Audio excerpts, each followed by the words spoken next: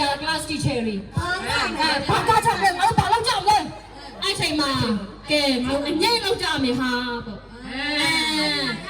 အငိမ့်ကတော့ကပြီဟုတ်ပြီကျွန်တော်တို့မှဝစ်ဆောင်မရှိဘူးမရှိဘူးဘာမှမရှိဘူးအားနဲ့ငါတို့ဝစ်ဆောင်မရှိကြဘူးတကယ်ချင်းတို့ရေငါတို့ဘာလုပ်ကြမလဲငါတို့ပြောတယ်တနာသွားတယ်မပြောတော့တကယ်ချင်းတို့ရေဘယ်လိုလဲ Thank you ကဲကျွန်တော်ရဲ့ဆရာသားရှိပါတယ်တကယ်ဆိုကြပါတယ်မပြီးသေးဘူးမပြီးသေးဘူးလူရှင်တော်ဝစ်ဆောင်နေရောပေါ့နော်စပန်ဆာပေးကျွန်တော်တို့ရဲ့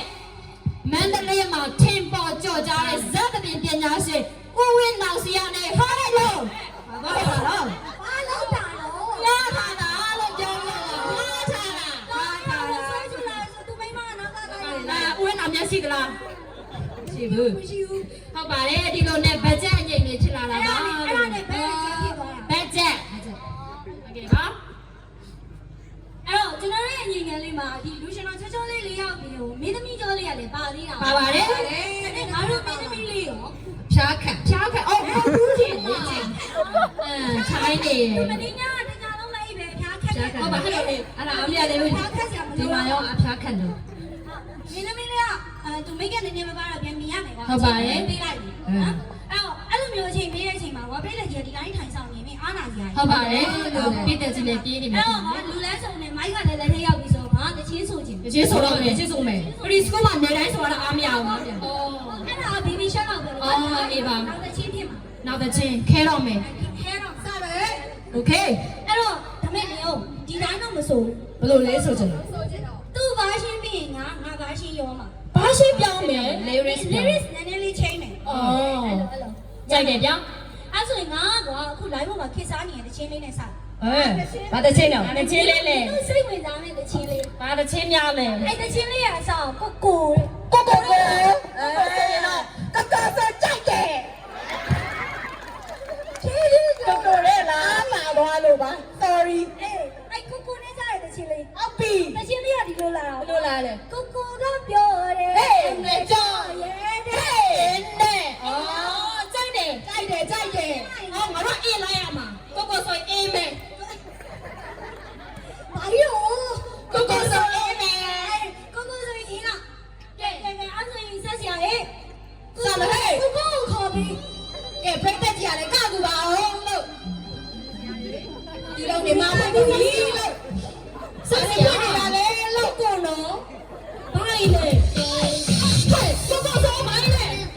ချက်တူတူ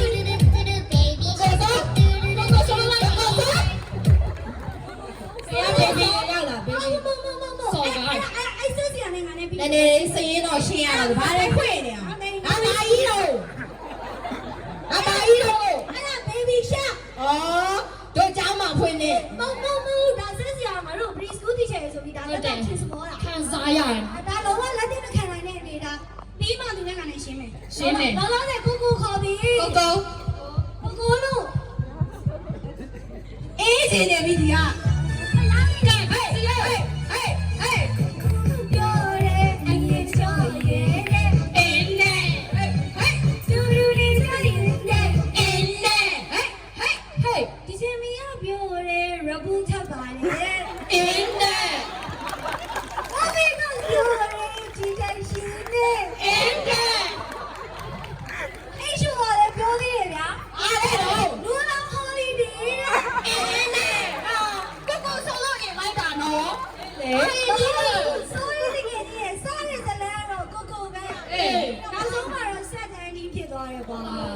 မင်းတို့ကမသိဘူးဒီလိုရှိဘယ်လိုလဲပြော pre school ဆိုတာကွာပညာရေးရဲ့အုံမြင့်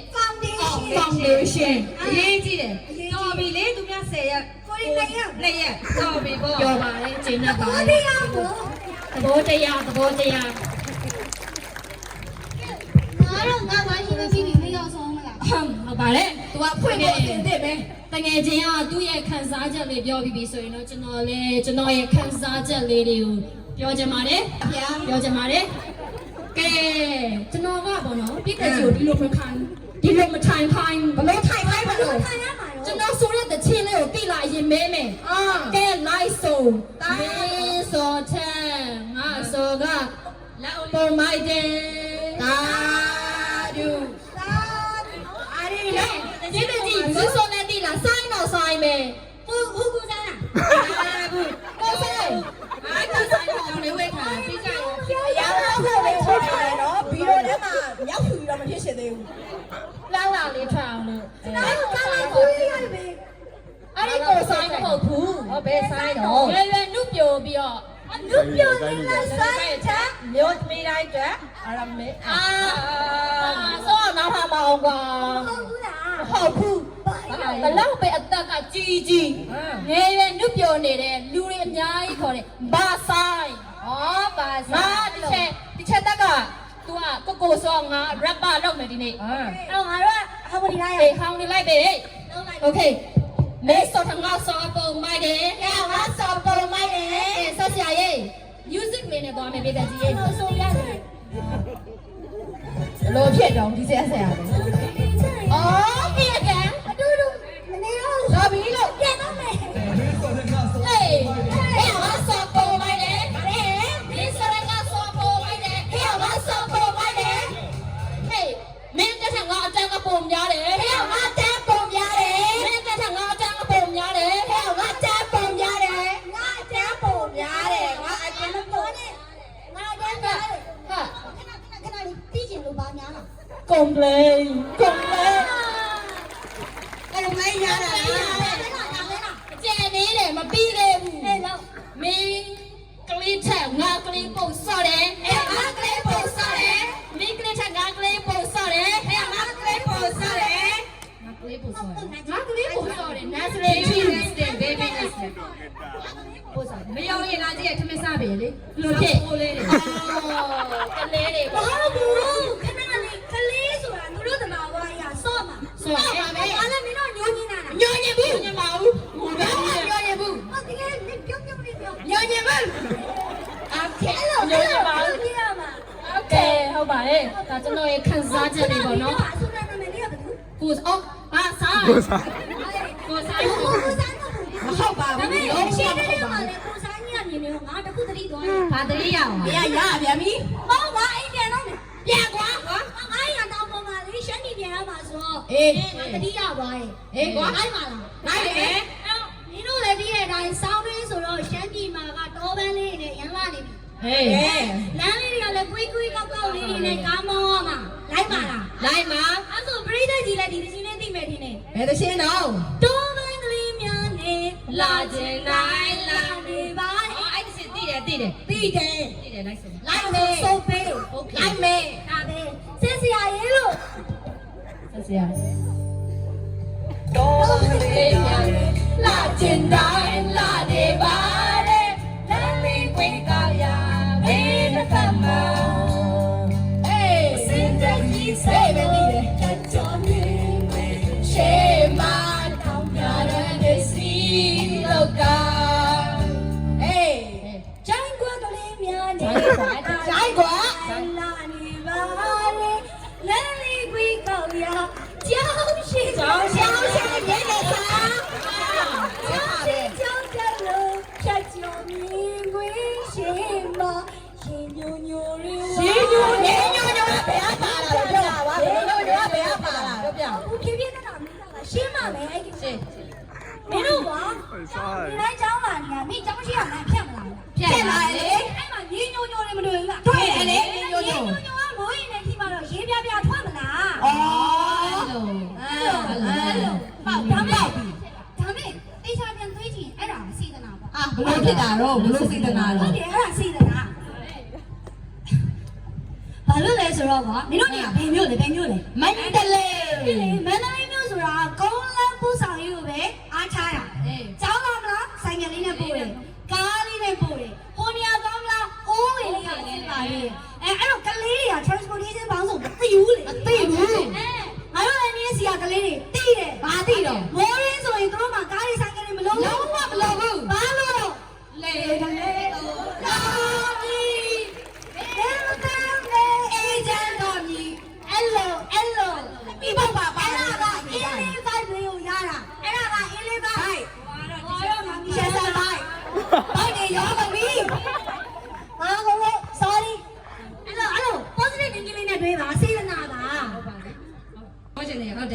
မင်းကရှမ်းပြည်မှာဆိုမှလည်းရှမ်းပြည်မှာပဲနေကျင်သေးတယ်အေးဘာကိုတချင်းလေးနဲ့ပြောကြ ဘယ်လိုချင်းလေးလဲ အေးမြနဲ့စားမညမှာဟေးအဲ့ဒါအဲ့တချင်းလေးဒီတော့လဲပြန်ပေးလိုက်အေးပါတီးလုံးနဲ့ဆိုရမယ်တီးလုံးလေးနဲ့မှသူလည်းရရတယ်နော်ငါတော့ဟေးပဲရရနော်ကဲကဲဘယ်လိုဒီကားလဲဘူးဆိုပေးပါအေးဆက်ဟေးအေးမြနဲ့စားမညမှာဟေးဒီရောက်ခေးခေးလူအများနဲ့ဟေး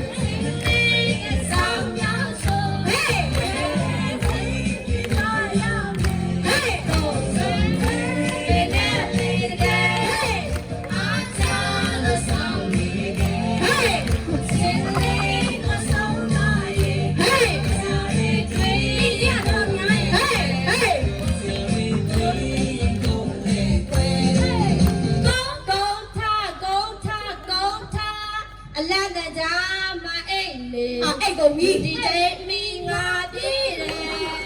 ကုန်းထခလင်းကြိုင်ကမပါဟေးဂျာမန်များရဲ့ကလေးရိုးရာပါတဲ့ဂျာမန်များရဲ့ကလေးရိုးရာပါတဲ့တော်ဒီလေရိုးရာကောင်းကြတယ်အော်အေးပါကြားမှာဆိုလို့ confirm လုပ်တာ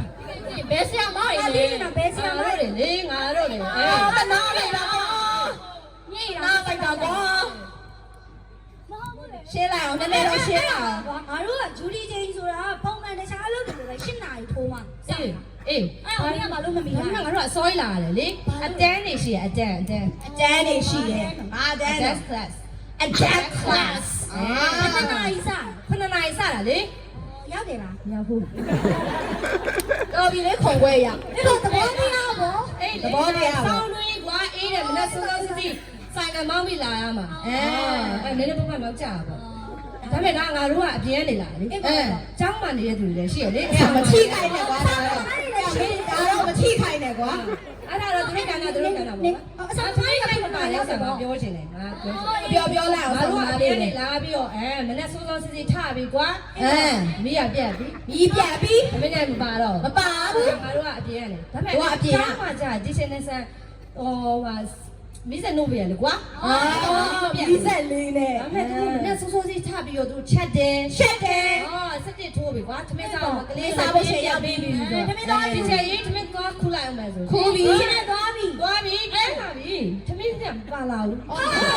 မင်းကဖြစ်လာတော့ဗောဘာလို့တော့ဘလို့သူများမခူးသွားတာဗောအေးဗောသူများမစားလာဘာလို့လို့ဆိုခလုံးနှိပ်ဖို့မေးတယ်အဲ့မှာငဲ့ရောပဲရှိတာငဲ့ရောပြန်ပါလို့ဒီချိန်ရှိတာဒါလည်းထောင်ပြတာပါရှိတယ်ဟိုမှာပြတာငါတို့ရှိတယ်မေးတော့လည်းမေးပေါ့ကွာကိုခလုံးနေတယ်ဒီကပလာကျိုးကတစ်ဖက်လိုက်တာတစ်ဖက်မခဲ့ဘူးဖြစ်တယ်โอเคကဲမင်းတို့လှည့်ပြီးတော့ငါလှည့်လာမယ်ကွာငါတော့စင်လေးခစ်ကိုပြန်သွားမယ်အစင်လေး1980လောက်ကမဲ့ဒီလေးနဲ့အစင်ကအစင်လေးရဲ့တချင်ကိုစင်မော်တက်ဆိုမှာအဲ့လို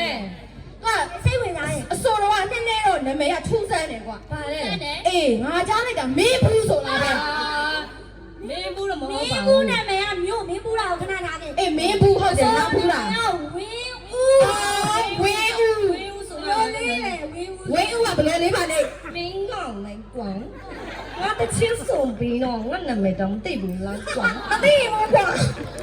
sorry ပါတကယ်ချင်းငါတော့ဝင်းဦးမမရဘူးโอเคငါအဲ့ဝင်းဦးရဲ့တရှင်ကိုစုံပါဒါပေမဲ့သူ့မှာကတရှင်ကနာမည်ကြီးအများကြီးရှိတယ်ဟုတ်တယ်ဘယ်စလေးဆိုပြလိုက်ပါမူယာမာယာရီပိုလိုနဲအေးအဲ့တရှင်ဟာကဲဖွင့်မယ်အေးဟဲ့စားမယ်ဟဲ့အနောက်သားတွေလိုက်ဆိုပြကြအောင်နော်ပိုလိုနဲဟေးပြင်းနာရီကိုရှောင်းအောင်ခွဲမြင်သူတကပေါ်မှာချုံတော်လုံးနဲ့ဒီလိုဆိုမချိုက်ဘူးကွယ်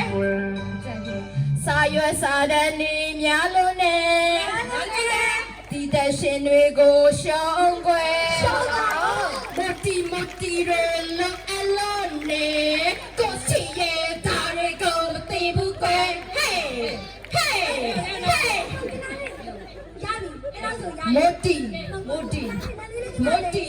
အစောလေးစာရတယ်တဲ့စာရွက်စာတပြောလေးကငါတို့ report လေးပါလေးရှိရဒီကွာရှင်းတဲ့ကြောင်းကိုလူတိုင်းရှင်းတယ်ရှင်းတယ်အဲ့သိချင်တော့အဲ့နောက်ဆုံးဒီလိုကပါ မိုတီဆိုတာလေ ဒါရှင်းမလိုက်ပေါ့ခင်ဗျာမင်းတို့ဘာပြောတာမိုတီအားလုံးမိုတီကိုရှင်းမိုတီရှင်းမယ်ငါတို့ကကွာ preschool ဆရာမလေးမနက်ခင်းဆိုမောစပေါ်လေးတွေပေါ်နေတာမောစပေါ်လေးကုန်ပြီးတော့ဆိုင်ကလေးမောင်းပြီးတော့ရှိုးလေးနဲ့လာပြီကွာကျောင်းချေရောက်ပြီကွာဒိတ်ချေရောက်ပြီကွာဒီမှာငါတော်လေးကြီးဆိုပြီးတော့ဖိတ်လိုက်တယ်အမငါမိုတီစတွေ့တယ်ဦးလေးကြီးလဲလာစမ်းမရှောင်းမိုတီချက်ဆောင်ငါတောင်းနဲ့သွားတယ်ငါ playground ရောက်ပြီမိုတီစတွေ့အများကြီးပဲခလေးတွေမိုတီမတွေ့ပါဘူးကွာ စိတ်ညစ်ချင်ဦးငယ်ကြီးရဲ့ဆက်ကြည့်ချိန်ခံစီစဉ်လေးပါတကယ် မိုတီရောတကယ်မိုတီတော့မတွေ့သေးပါဘူးရှာသေးပါ ဟုတ်ပါမယ် အော်အင်းပါကြည့်လိုက်ပြီတစ်ချက် ကဲကြီးတဲ့သူတွေရဲ့စီစဉ်ပါလိမ့်မယ်ဒါနဲ့ဒီချက်နဲ့ဆန်လေးပဲရောက်တာ မီးရဲ့ဆန်မေရီဟာ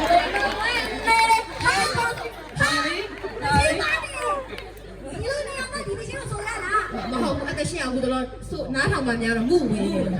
မင်းရဲ့ဆက်တော်ပြီလို့ကဲငါတို့ရဲ့မင်းသမီးတွေကဖျားကြလို့ပြီးတော့ပါပြီတကယ်ကြီးနဲ့မင်းသမီးဆိုတော့ကွာငါတို့ဒီဇက်တမစင်ဆိုရင်စာကျိုးပေကျိုးနဲ့ခေါ်ရတာကွာဟုတ်ပါလေငါတို့က professional တွေမှမဟုတ်တာကွာအဲ့တော့စာကျိုးပေကျိုးတွေနဲ့လည်းမခေါ်ကြဘူး ဟုတ်ပါလေ အဲ့တော့ငါတို့ထဲမှာဘိုးကကောင်းတဲ့တကယ်ကြီးနှစ်ယောက်ကိုပဲအားကိုးလိုက်ပြီဒါပေမဲ့မင်းသမီးကိုမင်းသမီးနဲ့ခေါ်တယ်လို့တူအောင်ကောင်းကောင်းမွန်မွန်လေးတော့ခေါ်ပေးကွာ ခေါ်ပေးရမှာပေါ့ဘယ်လာကြတော့ အားကိုးမယ် โอเค ရမလား ရတယ် စိတ်ချလိုက်ပြီတကယ်ကြီး လာဟေး မင်းသမီးခေါ်ခိုင်းတာဟာငါမင်းသမီးခေါ်ခိုင်းတာဘေးပြုတ်တယ်ခေါ်ခိုင်းတာ မင်းသမီးခေါ်ခိုင်းတာ အေးဘလို့ခေါ်လိုက်တာ လာဟေး တော်ပြီကျေတော့ငါ့ကို preschool ဆရာမဆိုပြီးတော့မင်းတို့ ဘာတကယ်ခင်းလိုက်နေတယ်ချင်းလိုက်ချင်းတယ်ကျေးဇူးလေးတင်တယ်ရပြီတကယ်ကြီးနော် ငါလည်းခေါ်လိုက် လောက်လိုက်တော့တကယ်ကြီးကဲမင်းသမီးလေးရေစီလိုလေးခဲ့ပါဦးဆက်စီရအလဲတဲ့ဆိုရပြီလေဘယ်ဒီတော့တော့ မင်းသမီးဘယ်တော့ဘယ်ရောက်ကိုလေးအစင်လေးရှာကျင်တယ်လေ အာ ဘယ်မှာရှိတယ်ဆိုလို့ မိုးဒီကိစ္စ so serious ဖြစ်နေပြီနေရာတော့စီစဉ်ပေးကြပါဦး စီစဉ်ပေးကြပါဦး ကဲမင်းသမီးလေးဒီနေ့ညကားမဲ့တချင်းလေးရယ်မင်းသမီးလေးရဲ့နာမည်လေးရယ်မိတ်ဆက်ပေးလိုက်ပါဦးလို့ ဟုတ်ကဲ့ပါရှင်ဒီနေ့ကပြဖြတ်ပြမယ်တချင်းလေးနာမည်ကတော့သမင်းသိမလေးမမြင်စီပေါ့နော်ရှင်းမမိတ်ဆက်သွားတဲ့အတိုင်းပဲဒီအငိမ့်လေးကဘတ်ဂျက်အငိမ့်ကြီးဖြစ်တဲ့အတွက်မလင်းစီတော့မငားနိုင်ဘူးပေါ့နော်အဲ့တော့ကျောင်းရဲ့ကွင်းဝင် pressure ပဲလာပြီးတော့ကပြရတယ်ပေါ့နော် မထွက်ရှာ ဟုတ်ကဲ့ ထွက်ရှာ တော့ငါawesome treasure အားဆောင်ရအောင် treasure ဘယ်ဆိုတော့ presentation တွေ view site ပါနော် မင်းတို့ဘယ်ဆိုတော့ station ရကတော့ငါရဲ့ listening skill ကလည်းတော့ဖြစ် line နာနေငယ်ကြီးအေးပါ sorry ပဲ အေးပါကွာ sorry ပါကွာကဲမင်းတို့လေးစီစဉ်ဖြင့်မင်းသမီးရဲ့အကားကလေးကိုအားပေးလိုက်ကြ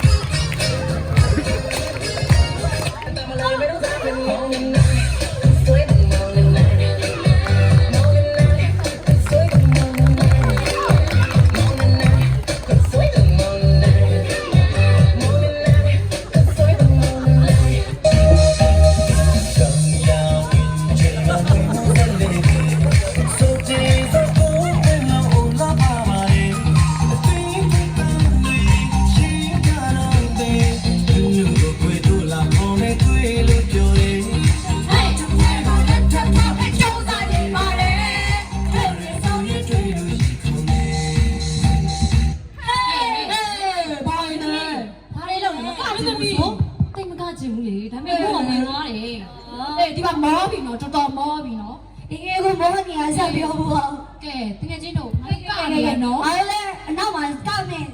စီစဉ်နေအများကြီးကျန်နေတယ်နော်အများကြီးယူလို့မကောင်း ဟု ဘူး တ်ပါတယ် အဲ့တော့ငါတို့ရဲ့အစီအစဉ်လေးကိုဇာတ်သိမ်းတော့မယ်ဟုတ်တယ်နော်နောက်ဆုံးသားရောက်ပြီဆိုတော့ဒါနှုတ်ဆက်ရတော့မှာပေါ့ကျွန်တော်တို့အခုလိုမျိုးအငြိမ်ငန်းလေးကိုကပြဖြောက်ပေးတဲ့နေ့စဉ်နေ့တိုင်းဝန်ထမ်းတွေကိုဒီလိုမျိုးပြောပွဲရှင်မောလေးချိန်မှပေးရဲ့ဒီချန်နယ်ဆန်နဲ့မတ်တီဗီယိုမိသားစုကိုကျေးဇူးအများကြီးတင်ပါတယ်ခင်ဗျာ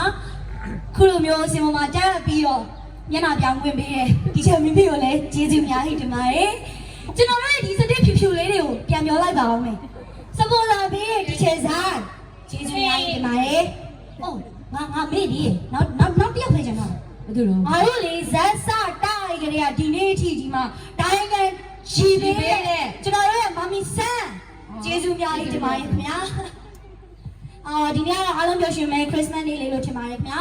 ခရစ်စမတ်နေ့ပြီးရလို့ရှိရင်2023ကမကြခင်မှာကုန်ဆုံးတော့မယ်နေ့တစ်ကိုရောက်လာမှာဖြစ်တဲ့အတွက်ဆရာဆရာမများအားလုံးရဲ့ကိုစားကျွန်တော်တို့ရဲ့အဖွဲ့လေးကနေ့တစ်စုမုံကောင်းတောင်းပေးချင်ပါတယ်ခင်ဗျာ ဟုတ်ပါတယ်ဒီချန်နယ်ဆန်နဲ့မက်ထရီတဲ့ရွှေပောင်လော့ company limited မိသားစုတိထက်မကတို့တဲ့အောင်မြင်ပါစေဝန်ထမ်းများကိုလည်းတိထက်မကလာစာရေးတိုးပေးပြီး bonus များကိုလည်းများပေးနိုင်ပါစေနေ့တစ်မှာစာနာနဲ့နောက်တာတိုင်းစိတ်ချမ်းသာစေကိုယ်ချမ်းသာစေနဲ့ပြည့်စုံပါစေလို့ဆရာဆရာမများရဲ့ကိုစားစုမကောင်းတောင်းအပ်ပါတယ် ဒီတော့ဆိုတော့ ဘာလို့ဖြစ်လဲဘူးဘလို့တွေဖြစ်တော့ဟာမပြောပြရဆိုအဆုံးတိုက် မဟုတ်လေငါတော့ဆက်ပြီးပြီ နှစ်ကြောင်းပဲပြောမယ်ကိုကြီးမောင်ရဲ့ကလေးကိုငိုခွင့်ယူလိုက်ပါပြောခွင့်ပေးလိုက်ပါပြောချင်လို့ပါနောက်ဆုံး နှစ်ကြောင်းလေးလားနှစ်ကြောင်းလေး ခုလိုပြောပြရအတွက်ရဲကျေးဇူးတင်ပါတယ် ရင်မခန်းစား